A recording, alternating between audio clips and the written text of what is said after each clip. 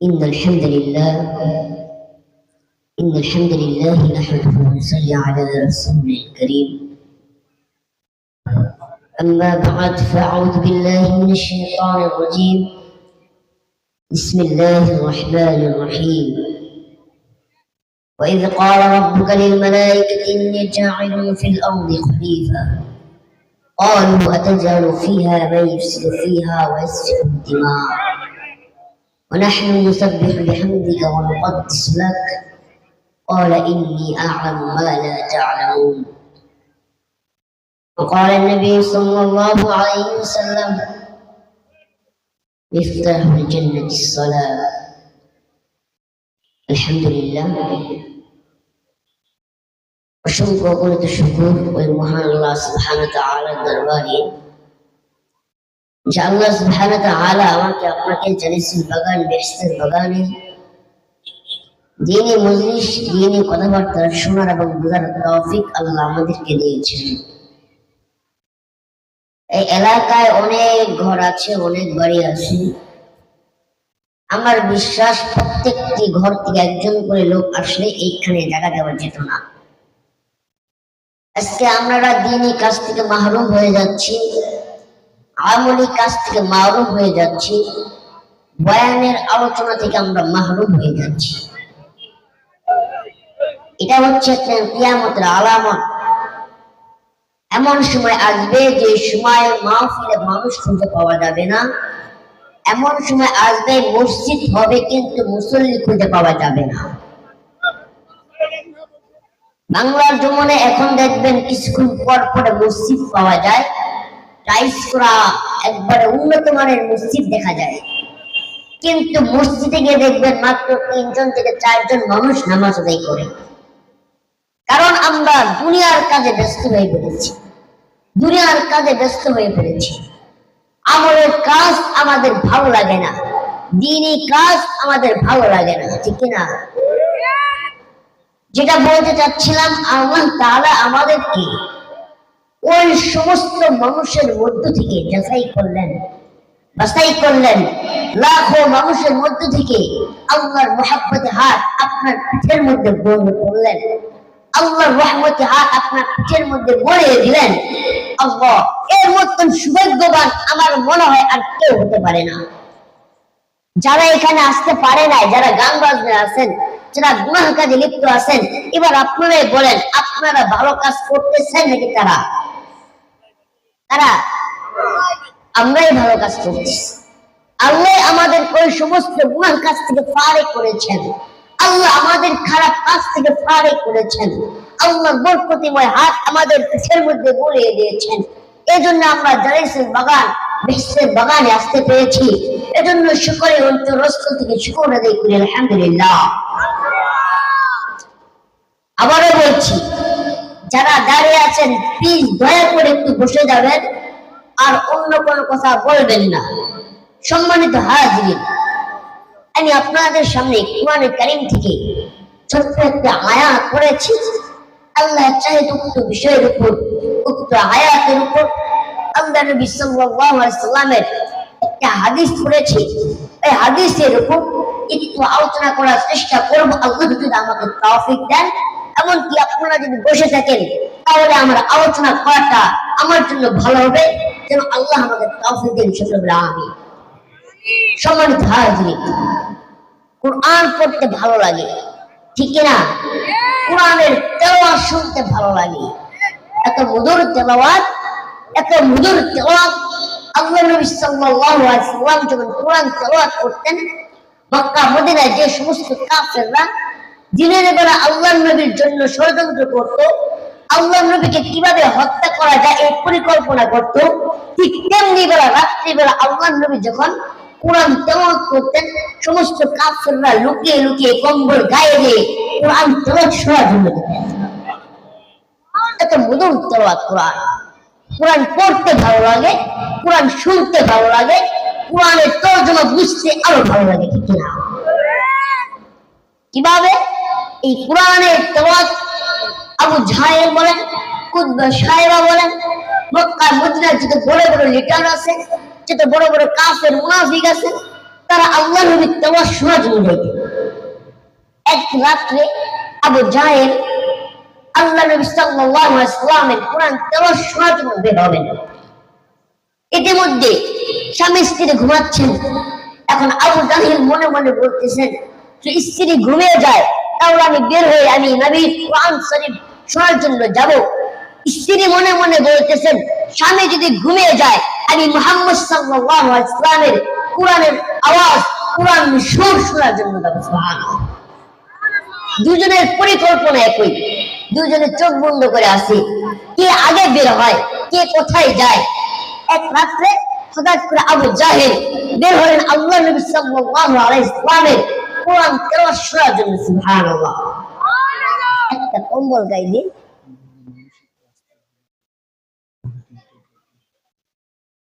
মহিলা মানুষ এখানে নাকি? এটা তো ঠিক না মা বোনেরা, এটা কিন্তু একটা ওয়াজ মাহফিল, দিনী আলোচনা হবে। এখানে যদি আমরা এই পুরুষ মহিলা একখানে হয়ে যাই, এই মাহফিলের ফায়দা হবে না। আসবেন শুধুমাত্র ওয়াজ শোনার জন্য, মানুষকে দেখার জন্য না। প্লিজ মা বোনের একটু সরে যান, রাস্তা খালি করে দেন, রাস্তা খালি করে দেন। আচ্ছা, যেটা বলতে চাচ্ছিলাম, আবু জাহেল দরজা খুললেন, দরজার শব্দে স্ত্রী জেগে গেলেন। স্ত্রী বলতেছেন, স্বামী গভীর রাত্রে 2টা বেজে গিয়েছে, আপনি এত রাত্রে কোথায় যাচ্ছেন? এমনি আপনার চরিত্র ভালো না, এমনি আপনার চরিত্রের সমস্যা। ও স্বামী, এত রাত্রে আপনি কম্বল গায়ে দিয়ে কোথায় যাচ্ছেন? এবার আবু জাহেল তো বলতে পারে না আমি মুহাম্মাদের কোরআন শুনতে চাই, কারণ আবু জাহেলও জানে, তার স্ত্রীও জানে মুহাম্মাদের বিপক্ষে দিনের বেলায় কত রকম নানা রকম চলাফেরা করতে হয়, মুহাম্মদকে কিভাবে ধ্বংস করা যায়, মুহাম্মদকে কিভাবে হত্যা করা যায়, এর পরিকল্পনা আবু জাহেল এমনকি সমস্ত কাফেররা পরিকল্পনা করে। স্ত্রীও জানে। এখন যদি আবু জাহেল তার স্ত্রীকে বলে আমি মুহাম্মাদের কোরআন তেলাওয়াত শোনার জন্য যাচ্ছি, এমনিতে মহিলা মানুষ একবার যদি শুনে ফেলে স্বামী মুহাম্মাদের কোরআন শোনার জন্য যায়, তাহলে সবার এলাকার সমস্ত মানুষকে জানিয়ে দিবে। এখন আবু জাহেল মনে মনে বলে, আইরে এখন তো ধরায় দিয়ে গেলাম, কিভাবে বলি? ও স্ত্রী, আমি বাইরে যাচ্ছি আমার শ্রোতাদের দেখার জন্য, আমার এলাকার বাসীদেরকে দেখার জন্য, কারণ আমি তো একজন নেতা, আমি তো একজন নেতা, আমার প্রজাদের অবস্থা দেখার জন্য যাইতেছি। এবার স্ত্রী বলে, স্বামী আপনি কি সত্যি সত্যি মানুষকে দেখার জন্য যাচ্ছেন? এত গভীর রাত্রেও কি আপনার লোকেরা, আপনার এলাকাবাসীরা ঘুমিয়ে আছে? এত রাত্রে কি আপনার লোকেরা আপনার জন্য বসে আছে? আপনি কেন যাচ্ছেন? আমাকে তাড়াতাড়ি প্রকাশ্যভাবে বলেন, না হয় আপনাকে আমি যাইতে দেব না। সুবহানাল্লাহ। আপনি বলেন আমাকে, আপনি কেন যাচ্ছেন, কোথায় যাচ্ছেন, এটা আমাকে শুনে বলেন, আমাকে প্রকাশ্যভাবে বলেন, আমি শুনতে চাই। এবার স্বামী অবাক হয়, কি করবে, বলার জায়গা নাই। এবার বলিস, বৌরে তোকে আমি একটা কথা বলতে চাই, কাউকে বলবি না, তোর হাতে ধরে পায়ে ধরি, শুন, তুই এই কথা সবার মধ্যে প্রকাশ করে দিস, আমাকে কেউ সম্মান দিবে না, আমাকে কেউ মানবে না। আচ্ছা আমি কাউকে বলবো না, আপনি বলেন। এবার বলতেছি,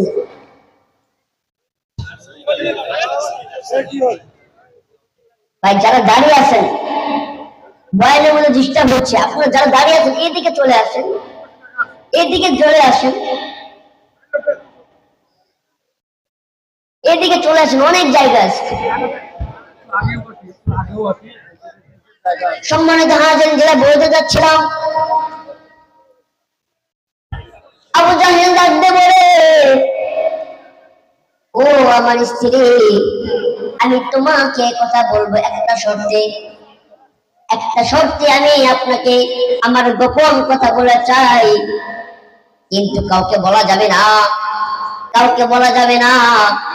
যদি আপনি সবাইকে বলে দেন তাহলে আমাকে কেউ নেতা বলে মানবে না, কেউ আমাকে সম্মান আর কিছুই করবে না। স্ত্রী বলেন, আপনি বলেন, কোনো সমস্যা নাই, আমি কাউকে বলবো না। এবার আবু জাহেল বলতেছেন, ও স্ত্রী, তুই তো জানোস না, আমি যদি রাত্রে বেলা মুহাম্মাদের কোরআন তেলাওয়াত না শুনি আমার ঘুম আসে না। সুবহানাল্লাহ। আমি যদি মুহাম্মাদের কোরআন তেলাওয়াত না শুনি, ও স্ত্রী, আমার ঘুম আসে না। এর জন্য আমি মুহাম্মাদের প্রত্যেকদিন রাত্রিবেলা আমি মুহাম্মাদের কোরআন তেলাওয়াত শুনে তারপর বাসায় এসে চিন্তায় ঘুমাই। এবার স্ত্রী বলে, স্বামী আমি একটা কথা বলতে চাই, আমার একটা কথা আছে কাউকে বলা যাবে না, যদি আপনি আমার কথা বলে দেন আমি আপনার কথা বলে দিব। আবু জাহেল ডাকতে বললেন, এমন কি কথা বলবা, এমন কি গোপন কথা আছে আমাকে বলবা, একটু তাড়াতাড়ি বলো, আমার সময় নাই। আবু জাহেল স্ত্রী বললেন, ও স্বামী আপনি যেভাবে মুহাম্মদের কোরআন তেলাওয়াত না শুনে ঘুমাইতে পারেন না, আমিও ঠিক তেমনি ভাবে মুহাম্মদের কোরআন তেলাওয়াত না শুনলে ঘুমাইতে পারি না। আপনি যেভাবে মুহাম্মদের কোরআন তেলাওয়াত না শুনলে ঘুমাইতে পারেন না, আমিও ঠিক তেমনি ভাবে আমিও মুহাম্মদের কোরআন তেলাওয়াত না শুনলে আমার ঘুম আসে না। এবার বললেন, আমরা যখন একই পরস্পর চলে একসাথে যাই। আবু জাহেল স্ত্রী দুইটা কম্বল গায়ে দিয়ে মুখটা ঢেকে ঢেকে চলে যাচ্ছেন কোরআন তেলাওয়াত শোনার জন্য। আল্লাহ নবী সাল্লাল্লাহু আলাইহি ওয়াসাল্লাম কোরআন তেলাওয়াত করছেন, দুইজন কাবাকে এলান দিয়ে শুনতেছেন। কোরআন এত মধুর এত সুন্দর তেলাওয়াত, কোরআন তেলাওয়াত শুনতে শুনতে দুইজন ঘুমিয়ে পড়ছে। কোরআনের আওয়াজ তাদের কানের মধ্যে গিয়েছে, এত মধুর কোরআন তেলাওয়াত তারা শুনতে শুনতে স্বামী স্ত্রীর মক্কা শরীফের সাথে হেলান দিয়ে ঘুমিয়ে পড়েছে। সুবহানাল্লাহ। সকাল হয়ে গেছে, সূর্য উঠবে বাপ। জাহেল যখন একবার ঘুম ভেঙে ফেলেন, আবু জাহেল ঘুম ভেঙে যাওয়ার সাথে সাথে দেখলেন সূর্য উঠবে বাপ, মিটি মিটি দেখা যাচ্ছে। স্ত্রীকে ডাক দিয়ে বলে, স্ত্রী তাড়াতাড়ি হোক, তাড়াতাড়ি হোক, তোর জন্য আমার এই অবস্থা। আসদিন তো আমার কোরআন শরীফ শুনতে শুনতে এইরকম ভাবে ঘুম হয় না, আজকে তুই থাকার কারণে আমরা ঘুমিয়ে গিয়েছি। তাড়াতাড়ি উঠ, কেউ যদি আমাদেরকে দেখে ফেলে আমাদের মান সম্মান থাকবে না, আমাকে কেউ নেতা মানবে না, আমাকে কেউ সরকার মানবে না। তাড়াতাড়ি উঠ, কেউ উঠ নাই, চল আমরা তাড়াতাড়ি বাসায় চলে যাই। দেখেন আল্লাহ কিভাবে অপমান করে, একটু শুনবেন ভালো করে। স্বামী স্ত্রী তাড়াতাড়ি ঘুম থেকে উঠলেন। তাড়াতাড়ি করতে গেলে আবু জাহেলের স্ত্রীর একটা কম্বল ওইখানে পড়ে যায়। আবু জাহেলের স্ত্রীর একটা কম্বল সেখানে পড়ে যায়। তাড়াহুড়া করার মাধ্যমে চোর যখন চুরি করে প্রমাণ একটা না একটা রেখে যায়, ঠিক না? আল্লাহ তাদেরকে অপমান করার জন্য, তাদেরকে অপমান করার জন্য প্রমাণ হিসেবে একটা চাদর রেখে গেলেন। আবু জাহেলের স্ত্রী দুজনে চোর দিয়ে তাড়াতাড়ি বাড়ির দিকে চলে গেলেন। রাস্তার মাঝখানে উৎবার সাথে দেখা, রাস্তার মাঝখানে উৎবার সাথে দেখা। উৎবা ডাক দিয়ে বলেন, ও নেতাজি, গভীর রাত্রে কোথায় ছিলেন? আপনারা কোথায় যাচ্ছেন এত দ্রুত ভাবে, কারণটা কি? আবু জাহেল বলে, উৎবা বেশি কথা বলো না, আমরা কোনোখানে যাই নাই, আমি আমার প্রজাদের দেখার জন্য গিয়েছিলাম। আচ্ছা ঠিক আছে, আপনি বাসায় চলে যান।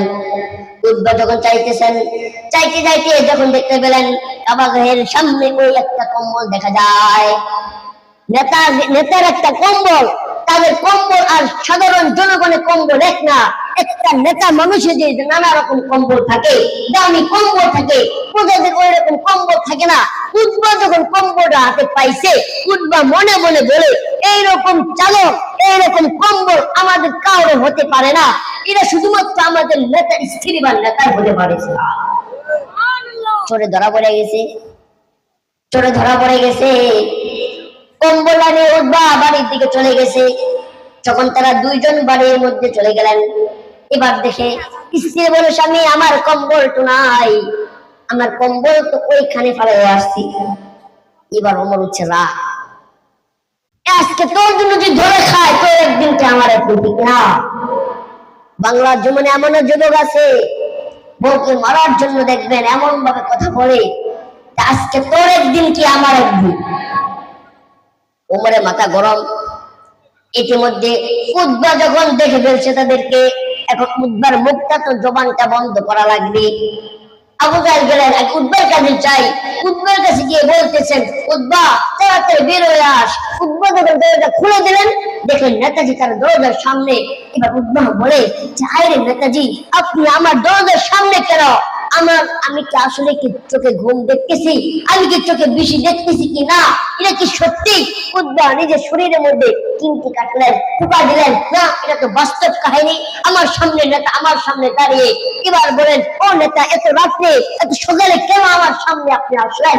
এবার নেতাজি বলেন, তুই তো জানাস আমি রাত্রে কোথায় গিয়েছিলাম, তুই তো জানাস আমি রাত্রে কোথায় গিয়েছিলাম। ও উদ্বা কাউকে বলিস না রে, কাউকে বলিস না। তুই তো জানাস আমি মুহাম্মাদের কুরআন না শুনলে ঘুমাতে আসে না। তুই তো জানাস মুহাম্মাদের কুরআন তেলাওয়াত না শুনলে আমি আবু জাহেলের ঘুম আসে না।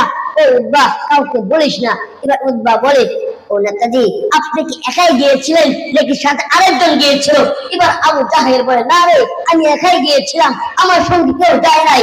এবার উদ্বাহ বলে, না না আপনি মিথ্যে বলছেন, কারণ আমার কাছে একটা প্রমাণ আছে। আবু জাহেল বলেন, আচ্ছা প্রমাণটা আমাকে দেখা, প্রমাণটা আমার কাছে দেখা। এবার উদ্বাহ তার ঘর থেকে ওই স্ত্রীর ওই চাদরটা সামনে এনে বললেন, এই যে আপনার চাদর, এইটা আপনার চাদর। এটা কার চাদর আপনি তাড়াতাড়ি বলেন। এটা তো আমাদের মতন প্রজাদের চাদর হতে পারে না, আমাদের মতন ব্যক্তিদের চাদর হতে পারে না। এই চাদর তো আপনার বাপের স্ত্রী, আপনি তাড়াতাড়ি বলেন এই চাদরটা কার? আবু জাহেল বলে দিচ্ছেন, এ উদ্বা তোর হাতে ধরে পায়ে ধরে তুই যা চাস আমি তোকে তাই দিতে রাজি, তবে শর্ত হচ্ছে এই গোপন কথা কাউকে বলবি না। আর ওই চাদরটা আমার এবং আমার স্ত্রীর ছিল। এই চাদরটা আমার না আমার স্ত্রীর, আমরা দুজনেই আল্লাহ নবীর কুরআন তেলাওয়াত শোনার জন্য দাঁড়িয়েছি। এত মধুর ছিল কোরআনের আওয়াজ, কোরআনের মধুর আওয়াজ শোনার জন্য মক্কা মদিনার কাফেররা পর্যন্ত আল্লাহ নবীর কোরআন শোনার জন্য মুকম্মল কায়দে লুকিয়ে লুকিয়ে কোরআন তেলাওয়াত শুনতেন, লুকিয়ে লুকিয়ে কোরআন তেলাওয়াত শুনতেন।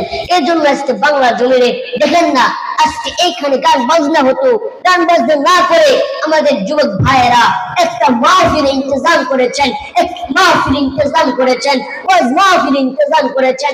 আজকে এইখানে যে সমস্ত মানুষরা আসবে, আল্লাহর কসম করে বলছি, যে সমস্ত মানুষরা এইখানে খাস নিয়তে একমাত্র আল্লাহ তাআলাকে রাজি খুশি করার জন্য যারা যারা এখানে আসবে, তারা এখান থেকে বের হওয়ার আগ পর্যন্ত নিষ্পাপ হয়ে বেরোবে। সুবহানাল্লাহ।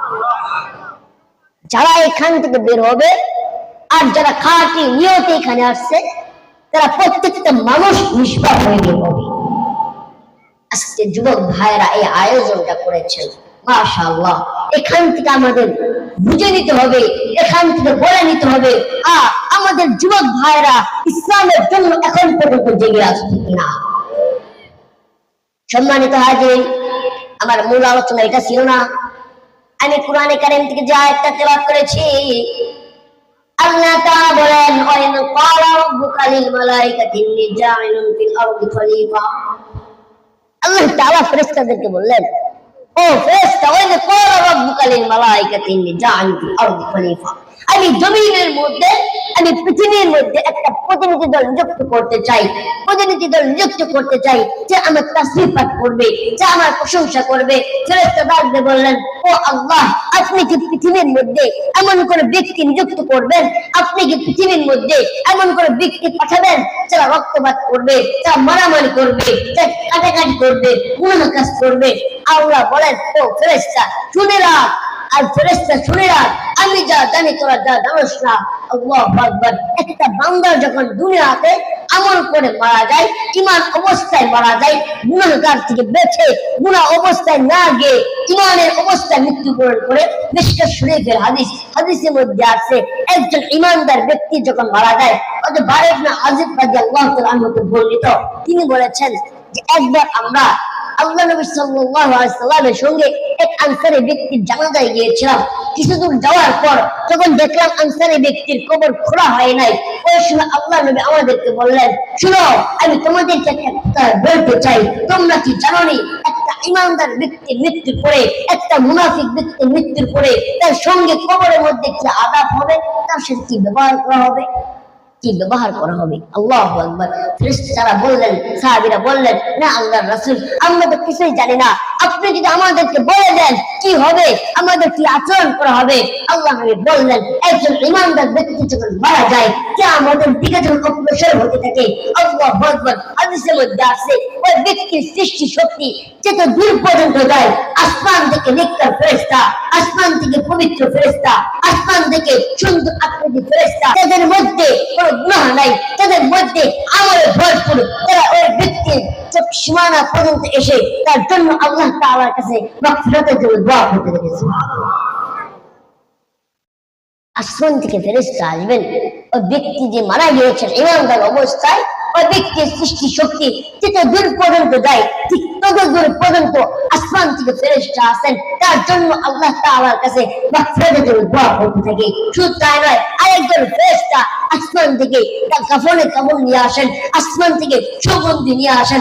আল্লাহ, দুনিয়ার কোন দাফন কাফন নয়, দুনিয়ার একটা কাফন কেনার জন্য আপনার লাগে 500 থেকে 700 টাকা।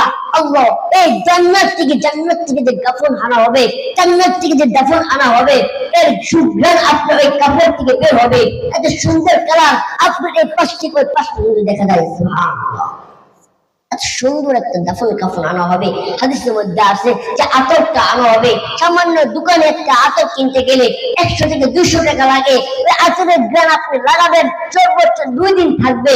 হাদিসের মধ্যে আছে ওই জান্নাত থেকে আতর আনা হবে, ওই আতর যদি দুনিয়ার মধ্যে এক ফুটা ফালানো হয়, পুরো পৃথিবী সুঘ্রাণে ভরে যাবে। এত আতর আনবে, এত সুঘ্রাণ ওরা আতর আনবে, যখন ওই ব্যক্তিকে, ওই নেককার রূহটাকে, হাদিসের মধ্যে আছে আল্লাহ আলাইহিস সালাম যখন আসবে, তার জানটা কবজ করবে, জানকে বলবে, ও রূহ তুমি বের হয়ে আসো, বের হয়ে আসো, আল্লাহ তাআলা তোমার প্রতি খুশি হয়েছেন, আল্লাহ তাআলা তোমার প্রতি খুশি হয়েছেন, বের হয়ে আসো। হাদিসের ব্যাপারে বলা হয়েছে ওই ব্যক্তির রূহটা এমন ভাবে বের হয়ে আসবে যেভাবে পাল্লা থেকে পানি বের হয়ে আসে। সুবহানাল্লাহ। মস্ক থেকে পানি যেভাবে অল্পতে বের হয়ে আসে, বগ্ন থেকে পানি যেভাবে বের হয়ে আসে, বোতলের মুখা খুলতে খুলতে যেভাবে পানি বের হয়ে আসে, কিন্তু সহজে বের হয়ে আসে, ঠিক তেমনি ভাবে ওই ঈমানদার ব্যক্তি রূহটা সুন্দর ভাবে এমন ভাবে বের হয়ে আসবে মৃত ব্যক্তি বুঝতে পারবে না। এত আস্তে ভাবে, এত একবারে বুঝাই যাবে না তার রূহটা বের হয়ে আসে। ওই রূহটাকে যখন আসমানের দিকে নিয়ে যাওয়া হবে, প্রথম আসমান পর্যন্ত যাবে, প্রথম আসমানের ফেরেশতা বলবে, এই সুগন্ধি রূহটা কার, এত সুগন্ধি রূহটা কার, আল্লাহ এত সুগন্ধি রূহটা কার। এবার ফেরেশতারা বলবেন, এটা এমন একটা ব্যক্তির রূহ, এটা এমন একটা ব্যক্তির রূহ, এই রূহটা দুনিয়াতে থেকে দুনিয়ার পিছনে না ঘুরে, দুনিয়ার দিকে না করে, দুনিয়ার লোক চাহিদা থেকে বের হয়ে আল্লাহর ইবাদত করেছে, নামাজ পড়েছে, রোজা রেখেছে, যাকাত দিয়েছে, আল্লাহর ইবাদত করেছে, মুখে জবান দ্বারা বলেছে লা ইলাহা ইল্লাল্লাহ মুহাম্মাদুর রাসূলুল্লাহ সাল্লাল্লাহু আলাইহি ওয়াসাল্লাম, মুখে সাক্ষী দিয়েছে আল্লাহ তাআলার কোনো শরীক নাই, মুহাম্মদ সাল্লাল্লাহু আলাইহি ওয়াসাল্লাম বান্দা ও রাসূল, ঈমান অবস্থায় মৃত্যুবরণ করেছে, এটা এই ব্যক্তির রূহ। এবার ফেরেশতা ডাকবে, বলবে এই রূহটার নাম কি, এই ব্যক্তিটার নাম কি।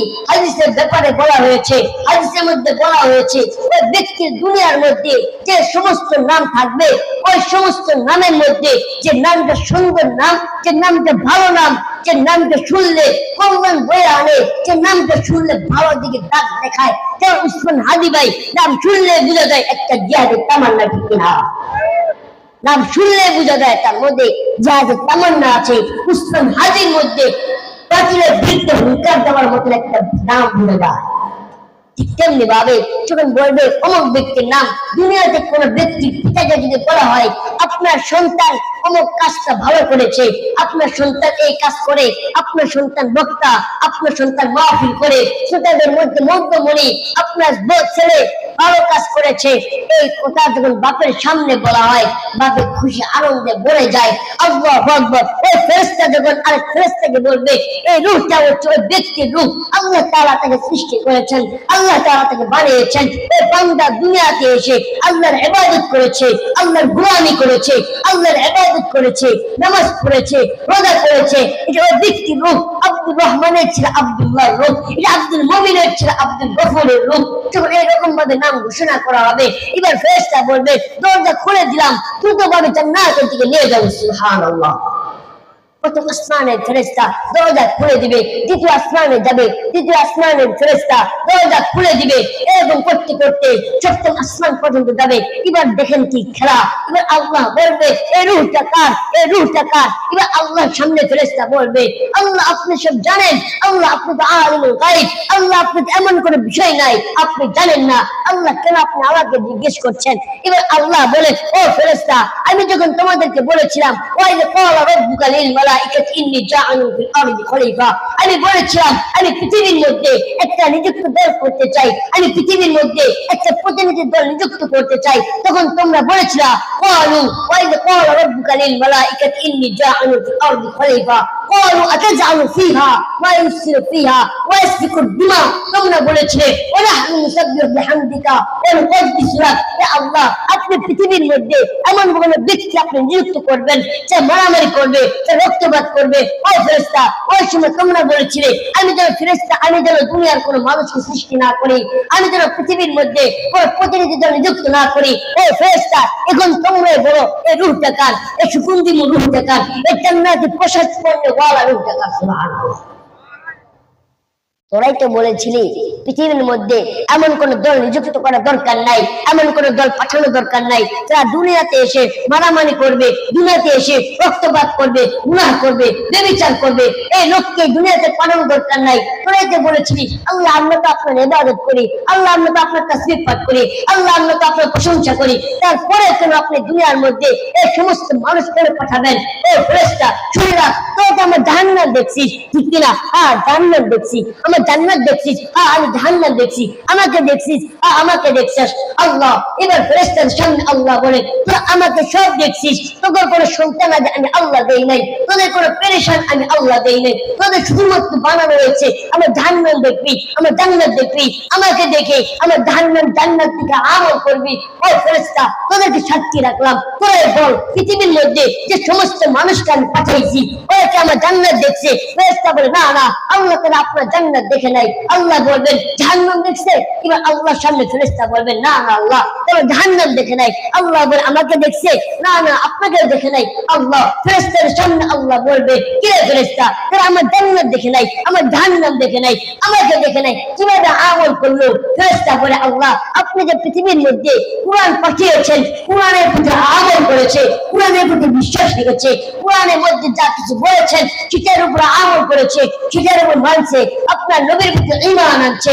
এবার আল্লাহ ফেরেশতাদেরকে বলবেন ও ফেরেশতা আমি পৃথিবীর মধ্যে আমার সন্তানকে পাঠিয়েছি, আমার পৃথিবীর মধ্যে আমার উম্মতদেরকে পাঠিয়েছি, আমি পৃথিবীর মধ্যে লোকদেরকে পাঠিয়েছি, আমাকে না ইবাদত করছে, আমাকে না আমাকে মানছে।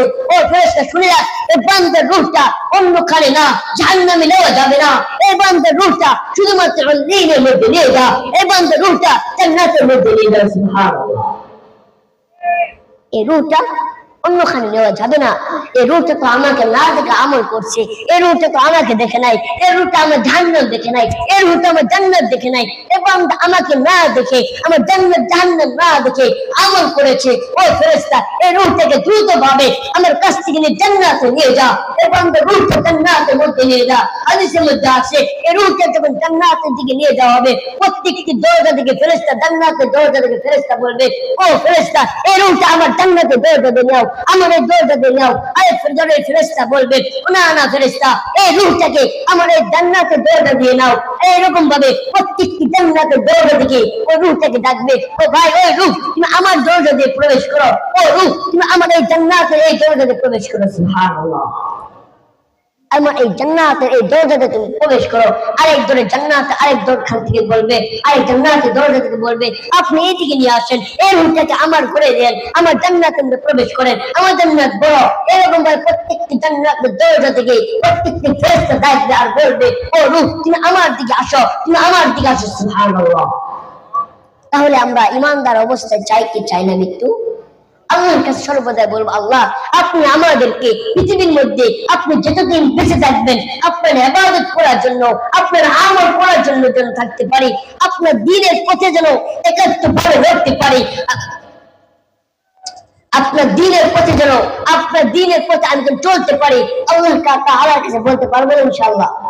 সর্বদা বলবো ঈমানের পথে অবিচল থেকে আমার মন যেন হয়।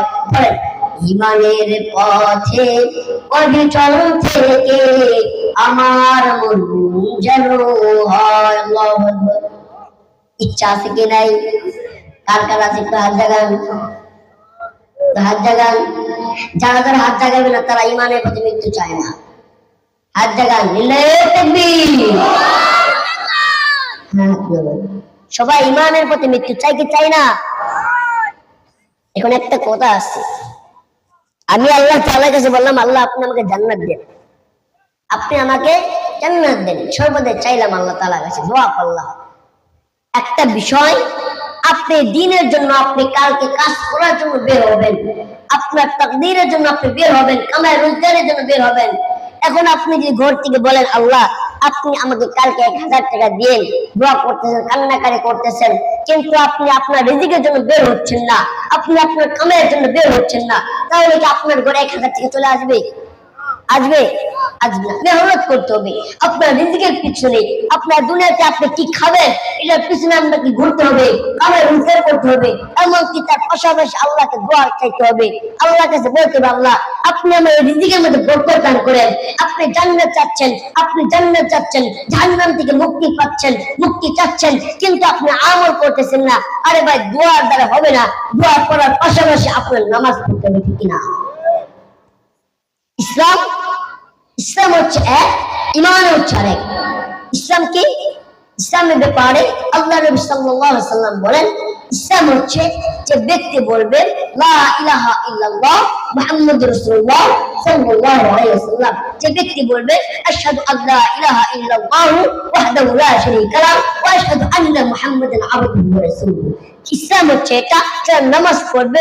ইসলাম হচ্ছে এটা, যারা রোজা রাখবে। ইসলাম হচ্ছে এটা, যারা যাকাত দিবে। ইসলাম হচ্ছে এটা, যাদের স্বার্থ অনুযায়ী স্বার্থ আছে, হজ করবে, ঠিক কিনা? এটা হচ্ছে ইসলাম। আপনি ইসলাম দাবি করেন, আপনি নামাজ পড়েন না, আপনি ইসলাম দাবি করেন, আপনি রোজা রাখেন না, আপনি ইসলাম দাবি করেন, আপনি যাকাত দেন না, আপনি ইসলাম দাবি করেন, আপনার স্বার্থ আছে, এরপরেও আপনি হজ করেন না, এটাকে ইসলাম বলে না। আপনি ইসলাম করে মুসলমান করে জন্ম নিলে মুসলমান হওয়া যায় না। আপনি নামাজ দ্বারা ইসলাম দাবি করেন, আপনি রোজা দ্বারা ইসলাম দাবি করেন, কিভাবে সম্ভব? কিভাবে সম্ভব? ইসলামের প্রতি, ঈমানের প্রতি মৃত্যুবরণ করতে হলে আমাদেরকে নামাজ পড়তে হবে, আমাদের রোজা রাখতে হবে, আমাদের যাকাত দিতে হবে, আমাদের শর্ত অনুযায়ী হজ করতে হবে। আজকে আমাদের পরিস্থিতি, আমাদের অবস্থা এমন দেখা যাচ্ছে, আজকে পৃথিবীর মধ্যে এক ব্যক্তিকে জিজ্ঞেস করেন, ভাইজান কালকে অমুক তারিখে অমুক জায়গায় ঘোরার জন্য যাব, তুমি কি বলো? ওই ব্যক্তি বলবে, হ্যাঁ আমিও যাবো, আমিও ঘোরার জন্য যাবো। ভাইজান কত টাকা লাগবে? 5000 টাকা লাগবে। ভাইজান কত লাগবে? 7000 টাকা লাগবে। আল্লাহু আকবার। ওই ব্যক্তির মুখ থেকে কথা বের হয় না, কালকে কেন? ভাই আমি যদি আজকের মধ্যে বেঁচে থাকি, আমি যদি কালকে রাত পর্যন্ত বেঁচে থাকি, আল্লাহ যদি আমার হায়াত দেয়, তারপরে আমি তোমাদের সাথে যাইতে পারবো, আমি তোমাদের সাথে চুক্তিতে আবদ্ধ হতে পারবো। আল্লাহ, আজকে বাংলা জমিনে একটা মানুষের মুখ থেকে এই আওয়াজটা বের হয় না। আল্লাহ যদি আমাদেরকে বাঁচিয়ে রাখে, আল্লাহ যদি আমাদেরকে জীবিত রাখে, আল্লাহ যদি আমার আয়াতের মধ্যে, আমার হায়াতের মধ্যে নেক হায়াত দান করে, তাহলে আমি কালকে তোমার সাথে ঘুরতে যাবো। আমাদের মধ্যে এমন একটা চিন্তা চেতনা বের হয়েছে, আমাদের মধ্যে এমন একটা চিন্তা চেতনা বের হয়েছে, আমরা মনে করি আজকে মারা যাব না, আমার বয়স এখন 25, আমার বয়স এখন 30, আমি আরো 50 বছর বাড়বো। যেভাবে আমার মুরব্বী আছেন, আমার দাদা আছেন 70 বছর, এখনো মারা যায় নাই, আমার এখন 20 বছর, কমপক্ষে আরো 50 বছর পর মারা যাবো। আমি আপনাদেরকে বলতে চাই, এই গ্যারান্টি আপনার আছে? আছে আপনাদের? দিতে পারবেন? কিসের উদ্দেশ্যে? কিসের উদ্দেশ্যে দুনিয়াতে ঘুরে বেড়ান? কিসের উদ্দেশ্যে? আপনি নিজেকে বলেন না আমার মৃত্যু এখন হয়ে যেতে পারে?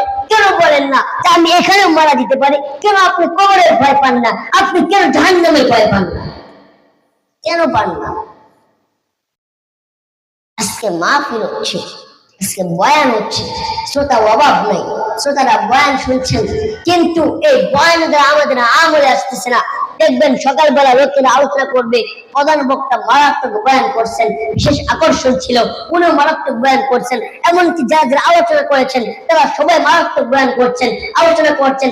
আজকে আমাদের বয়ানের দ্বারা ভালো লাগে, আমাদের বয়ানের দ্বারা মজা লাগে, কিন্তু আমল করার ইচ্ছে হয় না, কিনা? আমল করতে মনে চায় না, কারণ আমাদের নিয়তের দুর্বলতা। আমি তো প্রথমে বললাম, যারা এখানে আসছেন, এই সামিয়ানার নিচে বসছেন, শুধুমাত্র আল্লাহকে খুশি করার জন্য বসে থাকেন, আল্লাহ রাসূলকে খুশি করার জন্য বসে থাকেন। আমি আল্লাহর কসম দিয়ে বললাম, আপনি এখান থেকে বের হওয়ার আগ পর্যন্ত, আপনি বাসায় যাবেন তার আগ পর্যন্ত, আপনি সকালবেলা ঘুম থেকে উঠবেন তার আগ পর্যন্ত নিঃশ্বাস ঘুম থেকে উঠবেন। আর আপনি যদি এখান থেকে এই ভালো কাজ থেকে বাড়িতে গিয়ে আপনি ইন্তেকাল করেন, আপনি শহীদ তামান্না মৃত্যুবরণ করবেন। কারণ আপনি দুনিয়ার কাছে স্বার্থের জন্য আসেন নাই, আপনি আসছেন এখান থেকে একটা কথা শোনার জন্য, এখানে আসছেন একটু আমল করার জন্য। আপনি যেন এখান থেকে কিছু নিতে পারেন, এখান থেকে কিছু আমল আপনার অন্তরে নিতে পারেন, এখান থেকে কিছু কথা যদি আপনি দুনিয়াতে প্রয়োগ করতে পারেন, নামাজ পড়তে পারেন। আমি জাহান্নামের কথা বললাম, জান্নাতের আলোচনা করলাম, আপনি শুনলেন, আপনি আমল করলেন। আমি মনে করবো আজকে এই যুব সমাজের উদ্যোগে যে মাহফিলটা হয়েছে, যেমন যুবক ভাইয়েরা আয়োজন করেছে, তারা গর্বিত হবে। আমি বক্তা হিসেবে বলতেছি, আমি বয়ান করতেছি, আমি যদি মনে করি আমার বয়ানের দ্বারা আমার শ্রোতারা একজন না দুইজন হলেও আমলে আছে, আমি মনে করি আমার দ্বীনি শিক্ষা, আমার ইলমি শিক্ষা আমার জন্য ভালো হয়েছে, এমনকি আমার শ্রোতাদের জন্য শিক্ষামূলক হয়েছে কিনা আমি বলতে পারবো সবার সামনে। আমি অমুক এলাকায় গিয়েছিলাম, অমুক এলাকার মানুষকে বয়ান করেছি, তারা আমার বয়ান শুনে আমলে আসছে, আমি নিজেও আমলে আসছি। আল্লাহ এর বিনিময়ে আল্লাহ যদি আমাকে জান্নাত দিতে পারে, আল্লাহ ওই সময় বলে, কিরা আব্দুল্লাহ, কি আমল নিয়ে আমাকে আসছিস, কি আমল নিয়ে আমার সামনে আসলি? আমি বলতে পারবো, আল্লাহ আমি আপনার কোনো আমল করতে পারি নাই, তবে একটা আমল করেছি, আমি আপনার দ্বীনি শিক্ষা করেছি, আপনার দ্বীনি ইলম আমি অর্জন করেছি। অর্জন করে আমি ক্ষান্ত হই নাই, অর্জন করে আমি ঘরে বসে থাকি নাই, আমি অর্জন করে খেতে মনে ঘুমাই নাই। ও আল্লাহ, আপনার ইলম অর্জন করে আমি অমুক এলাকায় মাহফিলে গিয়ে সবার সামনে বয়ান করেছি, সবার সামনে আলোচনা করেছি, আমার লোকেরা আমার বয়ান শুনছে, এমনকি তারা এই বয়ান শুনে আমল করছে। আল্লাহ আমি আপনার কাছে আর কিছুই চাই না।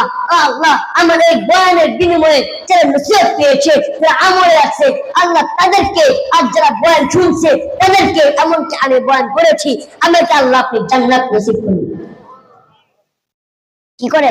আল্লাহ আপনি আমাদেরকে জান্নাত নসিব করুন। আল্লাহ আপনি ইলম শিখে আমি ঘুমাই নাই, আপনার ইলম শিখে আমি ঘুমাই নাই, আপনার ইলম শিখে ভাইকে টিস্যু দেন ভাই, আপনার ইলম শিখে আমি ঘরের মধ্যে শুয়ে থাকি নাই, আপনার ইলম শিখে আমি ওই সমস্ত এলাকায় গিয়েছি, গাড়ি জার্নি করে গিয়েছি, 18 ঘন্টা লাগছে, 7 ঘন্টা লাগছে, 7 ঘন্টা 8 ঘন্টা লাগছে, এরপরে আপনার এলাকায় আসি আপনাদের দিনই কথাবার্তা শোনার জন্য। আপনারা শুনছেন, আমল করছেন।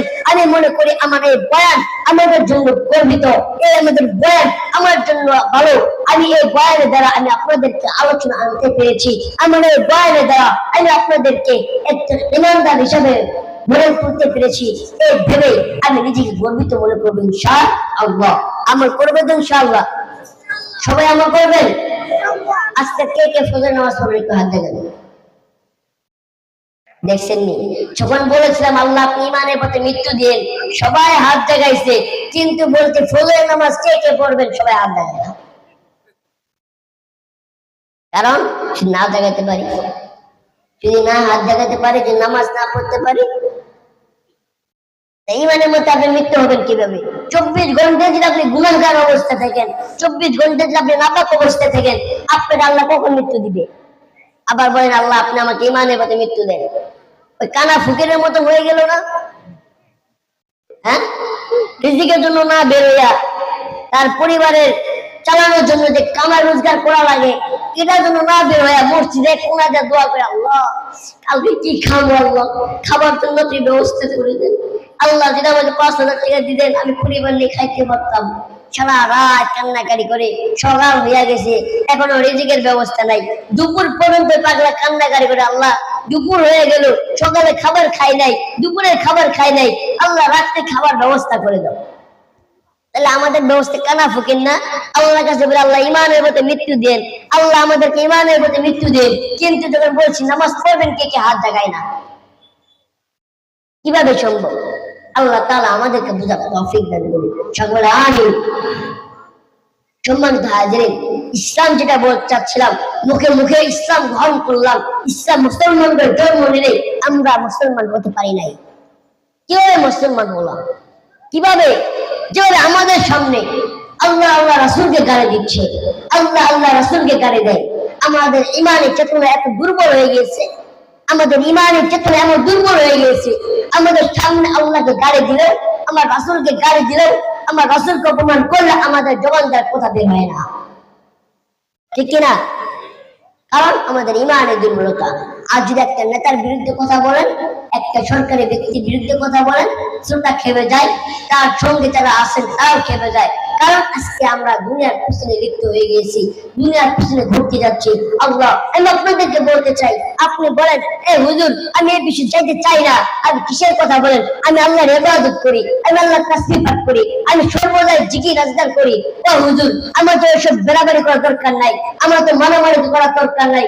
আল্লাহ, আরে শুনে রাখেন পাগল, আপনি আল্লাহর নবী সাহাবী, আবু বকরের মতন বুজুর্গ না, আপনি আল্লাহর নবী সাহাবী, আবু বকরের মতন নামাজি ওয়ালা না, আপনি আল্লাহর নবী সাহাবী, আবু বকরের মতন তাসবিহ ওয়ালা না। ওনার সামনে যদি আল্লাহ রাসূলের বিরুদ্ধে কেউ কথা বলতো, ওনার সামনে যদি আল্লাহ রাসূলের বিরুদ্ধে কথা বলতো, কোরআনকে অপমান করার চেষ্টা করতো, আমার বলতেন, আবু বকর সিদ্দিক বলতেন, শুনে রাখো, আমার সামনে যারা আল্লাহ রাসূলকে গালি দিবা, আমি আবু বকর বলে দিচ্ছি, এক বিন্দু পরিমাণ আমি আবু বকর সামনে কথা বলবো না। তাদের ঈমান ছিল এমন, তাদের ঈমানের পাওয়ার ছিল এমন। কিন্তু আজকে আমাদের ঈমানের পাওয়ার, আরে ভাই কি আর বলবো, রাত 10টা বাজলে মাহফিল থেকে রোগ খুঁজে পাওয়া যায় না। দেখা যায় আসরে পরে বক্তা বয়ান করে মাত্র 3 জন থেকে 4 জন শ্রোতা খুঁজে পাওয়া যায়। আর গান বাজনার মধ্যে ঝড়ের পর থেকে এত মানুষের ভিড়ে যাওয়া যায় না। আমাদের এখানে আমি যে মাদ্রাসা পড়াশোনা করি ঢাকা, এই মাদ্রাসা মাহফিল হচ্ছে 15 জানুয়ারি, বুঝছেন? এই 15 জানুয়ারি মাহফিল আমাদের, এটা আমরা কনফার্ম করে ফেলেছি। কিন্তু আমাদের মাহফিলের পাশে এক ব্যক্তি আছেন, ধনী ব্যক্তি, উনি বলতেছেন আপনারা মাহফিল করবেন ভালো কথা, মাগরিবের আগে মাহফিল শেষ করবেন, কারণ আমার ছেলের বিয়ে হবে, তার হলুদ হবে, এই জন্য আমরা গান বাজনা করবো, নাচানাচি করবো। শুধু তাই না, এই জন্য আমরা কথা বলতে গিয়েছিলাম, আমাদের সঙ্গে একটা ঝগড়া করার পরে চলে গেছি, ঝগড়া করবে এমন পরিস্থিতি আমাদের সাথে দেখা গিয়েছে। এই জন্য বলি তারা একটু দিবেন। প্রধান বক্তার আগমন, প্রধান বক্তার আগমন, শুভেচ্ছায় স্বাগতম।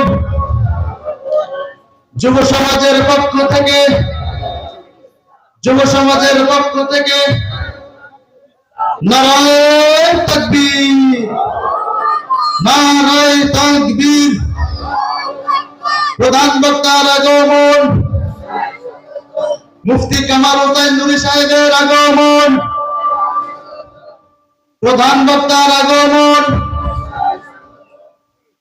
সম্মানিত হাজিরিন, বেশি লম্বা করলাম না, আপনাদের কষ্ট দিলাম, বেজার হয়েছেন? বেজার হয়েছেন? আখেরে মোনাজাত পর্যন্ত থাকবেন না ইনশাআল্লাহ? এখানে যারা আখেরে মোনাজাত পর্যন্ত থাকবেন, আমি বলতে পারি তারাই শুধুমাত্র নিয়ত করেছিলেন আল্লাহ রাসূলকে খুশি করার জন্য। আর যারা চলে যাবেন, তাদের নিয়তে গরমের আছে, যারা চলে যাবেন আমি মনে করি তারা আমাকে দেখার জন্য আসছেন, যারা চলে যাবেন আমি মনে করি তারা দুনিয়ার উদ্দেশ্য হাসিল করার জন্য আসছেন। এই জন্য সকলকে আমি বলে দিতে চাই, হুজুর আসছেন, ওনার সামনে আমি কথা বলতে চাই না, উনি একজন বড় আলেম, ওনার বয়ানের মধ্যে একটা কি বলবো, ওনার বয়ান শুনলে আপনার এমনি আমল করতে মনে চাবে। ওনার বয়ানের মধ্যে একটা অন্যরকম একটা পাওয়ার আছে, যে পাওয়ার আমাদেরকে ভালো কাজ করতে বাধ্য করে। সুবহানাল্লাহ। এই জন্য আমি আপনাদের কাছে ক্ষমা প্রার্থী, সকলে দোয়া করবেন, আমি ছাত্র মানুষ, আল্লাহ তাআলা যেন আমাকে দ্বীনের পথে, দ্বীনি খেদমতে আমি যেন আপনাদের সামনে আরো উত্তমান, আরো কিছু সুন্দর বান কথাবার্তা বলতে পারি, দ্বীনি কথাবার্তা বলতে পারি, যে কথা থেকে আমল করে আমরা আমল করতে পারি, যে কথা শুনে আমরা আমল করতে পারি। এই নিয়তে আমি আপনাদের কাছে দোয়া প্রার্থী, এই বলে আমি আপনাদের সামনে আমার বিদায় নিচ্ছি। আমার জন্য দোয়া প্রার্থী, দোয়া করবেন। ওয়া আখিরু দাওয়ানা আলহামদুলিল্লাহি রাব্বিল আলামিন। আসসালামু আলাইকুম ওয়া রাহমাতুল্লাহি ওয়া বারাকাতুহু।